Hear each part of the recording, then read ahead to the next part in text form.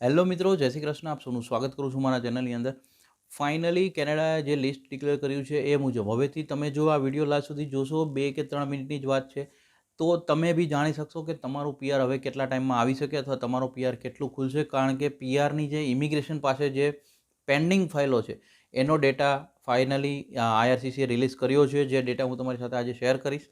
આખો ડેટા જોશો એટલે તમને બી ખબર પડશે કે તમારી કરતાં આગળ કેટલી ફાઇલો છે અને એના બેઝ ઉપર તમે તમારો બી એક આઈડિયા અથવા જજમેન્ટ લઈ શકશો કે હજી તમારી ફાઇલ ખુલતા કેટલી વાર લાગી શકે એવું છે.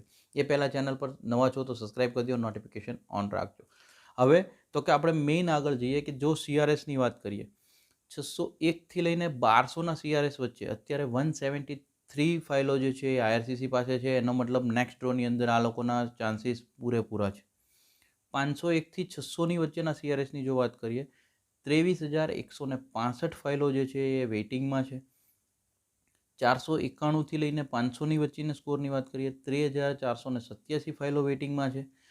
આપણી બીજી ચેનલ @HM વિઝા કાઉન્સેલિંગ, હું સ્ક્રીન પર બી રિફ્લેક્ટ થઈ રહ્યું છે તમને ઉપર ઓલરેડી. એ ચેનલને બી પ્લીઝ સબસ્ક્રાઈબ કરો ને એના વિડીયો મેક્સિમમ લોકો સુધી શેર કરો. કારણ કે મેં કીધું એના દરેકના બાળકો કેનેડા નથી હોતા. દરેક મા બાપને આપણે હેલ્પ કરી શકીએ. Spread education, support education. 481થી લઈને 490, 13,003 ફાઇલો વેઇટિંગમાં છે. 471થી લઈ 480ની જો વાત કરીએ, 15,652 ફાઇલો વેઇટિંગમાં છે. 461થી લઈ 470ની જો વાત કરીએ તો 13,815 ફાઇલો વેઇટિંગમાં છે. 451થી 460ની જો વાત કરીએ, 12,953 ફાઇલો વેઇટિંગમાં છે. 441થી 450ના સીઆરએસની જો આપણે વાત કરીએ છીએ, 12,567 ફાઇલો વેઇટિંગમાં છે. 431થી 440ની વચ્ચેની વાત કરીએ, 13,621 ફાઇલો વેઇટિંગમાં છે. 421થી 430 વચ્ચેની જો વાત કરીએ તો 12,432 ફાઇલો વેઇટિંગમાં છે. 411થી લઈ 420ના સીઆરએસની વાત કરીએ તો 12,833 ફાઇલો વેઇટિંગમાં છે. 401થી 410ના વચ્ચેની વાત કરીએ તો 12,055 ફાઇલો વેઇટિંગમાં છે.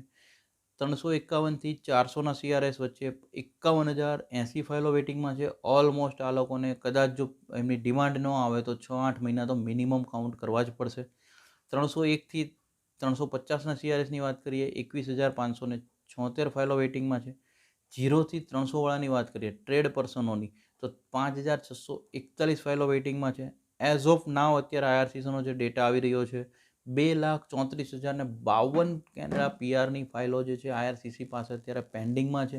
લાસ્ટ ટાઈમ જ્યારે આપણે આ ડેટા શેર કર્યો હતો ત્યારે લગભગ 1 મહિના પહેલાંની જો હું વાત કરું તો આ ફાઇલો 2,27,000 પર હતી. આજે 6-7 હજાર ફાઇલો વધી છે. શરૂઆતમાં જ્યારે 2 મહિના પહેલાં વાત કરીએ તો 2,09,000 કે 2,10,000 જ ફાઇલો હતી. પેન્ડિંગ ફાઇલોની અંદર વધારો થઈ રહ્યો છે, સિલેક્શનો ઓછા થઈ રહ્યા છે. પરંતુ ઘણા વિડીયો બી મેં તમારી સાથે શેર કર્યો કે હવે ઓન ધી ટ્રેક પીઆર આવી રહ્યું એવું લાગે છે. એટલે ઇમિગ્રેશન બી જો ક્લિયર કરવાની કોશિશ કરશે તો તમને લોકોને બી જલ્દીથી સરળતાથી પીઆર મળી શકે. આખી આ માહિતીની એક ડિસ્ક્રિપ્શનમાં મેં ઓલરેડી લિંક નાખી છે, તમે ત્યાં જઈને જોઈ શકો છો. અને 21મી ફેબ્રુઆરીએ લાઈવ મને મળવાનું ભૂલતા નહીં, કારણ કે હું તમારા ક્વેશ્ચન્સનો સોલ્યુશન આપવા માટે જ આવી રહ્યો છું. 6 વાગ્યાનો ટાઈમ છે 21મી ફેબ્રુઆરી. તમે લોકો બી લાઈવ હાજર થજો. આપણે લોકો કનેક્ટ કરીશું. 45 મિનિટનું સેશન રહેશે. એ દરમિયાન તમે તમારા ક્વેશ્ચન્સ પૂછી શકો છો. બને એટલી સરળ રીતે અને સરળ ભાષામાં તમને માહિતી આપી શકીએ અથવા સોલ્યુશન આપી શકીએ એવી અમે કોશિશ કરશું એની અંદર. અને મેં તમને કીધું એ રીતના આપણી એક બીજી ચેનલ છે @HM વિઝા કાઉન્સેલિંગ, એને બી ચેનલને સબસ્ક્રાઈબ કરો અને નોટિફિકેશન એમાં બી ઓન કરી દો, જેથી કરીને સ્પ્રેડ એજ્યુકેશન, સપોર્ટ એજ્યુકેશનની અંદર તમારું જે એટલું કામ છે એટલું જ કરવાનું છે, લોકો સુધી માહિતી પહોંચાડો. આ સાથે જો આપણે જોઈએ તો હવે આ 2,34,000 જે ફાઇલો વેઇટિંગમાં ચાલી રહી છે ઓલરેડી, આમાંથી જો આપણે વાત કરીએ તો લાસ્ટ 6 મંથમાં ઓક્ટોબરમાં 5,961 સિલેક્શનો થયા, નવેમ્બરમાં 5,507 સિલેક્શનો થયા, ડિસેમ્બરમાં 2,561 સિલેક્શનો, જાન્યુઆરીની જો વાત કરીએ 5,821 ફાઇલો સિલેક્ટ થઈ હતી.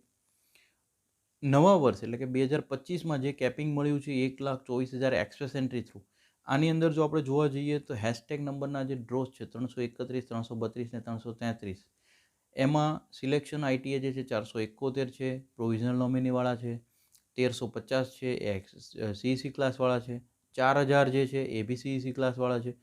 કટ ઓફ સ્કોર બંનેનો જોઈએ 542, 527 કટ ઓફ સ્કોર ડાઉન આવ્યો છે. 793નો જે કટ ઓફ સ્કોર છે પીએનપી વાળાનો છે, એટલે એ બી અલ્ટિમેટલી એક રિઝનેબલ ડ્રો કહી શકાય.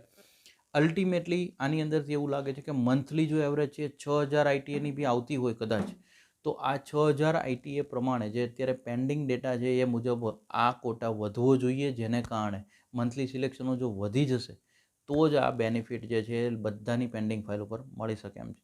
મેં બને એટલી સરળ ભાષામાં માહિતી શેર કરવાની કોશિશ કરી છે. જો તમને સારી લાગી એક લાઇક કરી દેજો. તમારો ઓપિનિયન, ક્વેશ્ચન કંઈ બી હોય કોમેન્ટ તો કરતા જ રહેજો, અને 21મી તારીખે આપણે મળીએ છીએ ત્યારે તમે લાઈવ પૂછી શકો છો. Thank you so much. જય હિન્દ, જય ભારત.